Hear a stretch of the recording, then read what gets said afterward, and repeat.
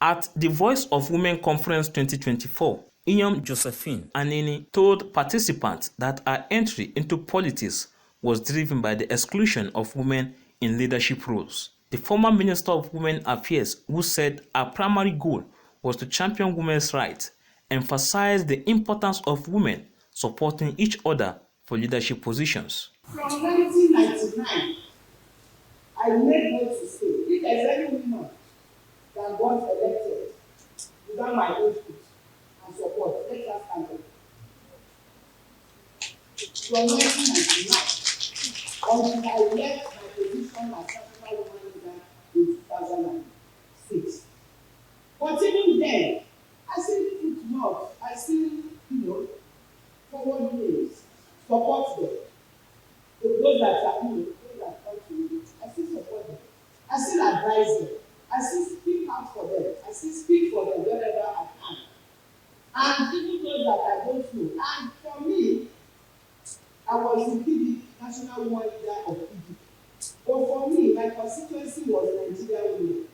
Senator Natasha Apoti, a keynote speaker, highlighted the widespread struggles women face in all areas of life. She stressed the need for women in positions of authority to connect with grassroots women and work towards their empowerment. If you are here and you're a politician or you have intentions of vying for a political office, this is one of the key points you can use to, well, you have to believe that, not that you would just speak words that have no meanings, because I've seen sometimes women go into want to vie for political offices and just cram some things and do not have empathy or connectivity with what they intend to say.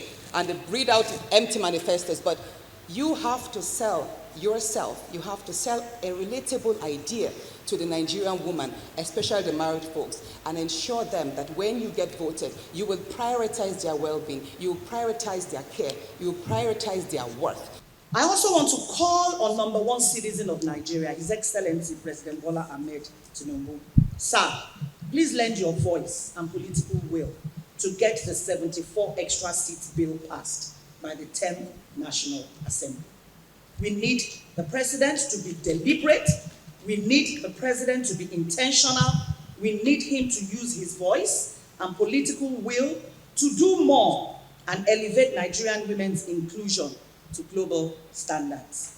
Mrs. Nkirika Onyo-Jocha, the Minister of State for Labor and Employment, encouraged women to persevere until they achieve meaningful change. She said that a woman's background should not define her future and stressed the need of empowering grassroots women. Immediately after secondary school, my grandmother died, and it became difficult for me to go to school. So I had to continue my education by friends, families, and relatives, but not my father. But my father refused because the wife did not allow him to train us. People in the grassroots going through what I passed through. But the joy is, after all this thing and travels, temptation, suffering, neglect, rejection, today I am here standing, and my community is, I think they are very proud of me. Dr. Abiola Afolabi, chairperson of the World 2024 Planning Committee, in a welcome address, called for the creation of inclusive and transformative pathways for women's leadership. She said the conference was a critical platform for stakeholders to engage in discussion that support grassroots women, who she described as the backbone of the nation.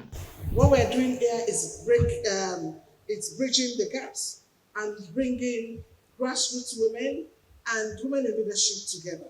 Severally, for those of us who have worked in this field, this has always been a major challenge. And I want to thank Voice of Women today by bringing women from those two divides, together to have this kind of conversation. There can never be any better time than this. As women, we need to stand in solidarity with one another, bring out our wrappers to cover ourselves, to cover ourselves from undue scrutiny, to offer assistance, to offer support. I would not be where I am today if I had not benefited from the rappers of other women. And the principle of the rappers for me is whenever someone gives you a rapper, you extend that rapper to the next person. We've launched a revolving loan for market women at the grassroots, and it's non-interest, right? So these women come, they get empowered, and they pay back after a while, and we can give to other women. We started with 120 market women in Yanya here in Abuja. So we believe that the women at the grassroots are very important. And, you know, we've always said that these women are involved in elections, but after elections, they are dumped and manipulated. How do we solve this problem? It's something we should think about. Education is very vital. Without education, the nation will not grow. And healthcare services, without being healthy, will not get. You can't find an edifice without drugs. No workers there, nothing. And so those are the issues. The roads, the motorable roads, for our women to be able to carry their products to the market. Portable drinking water for our women to keep healthy.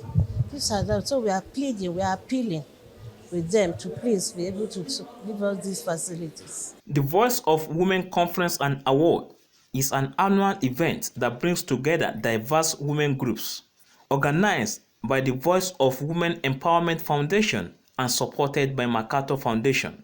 In Abuja, Nasiru Usman for Signature TV News.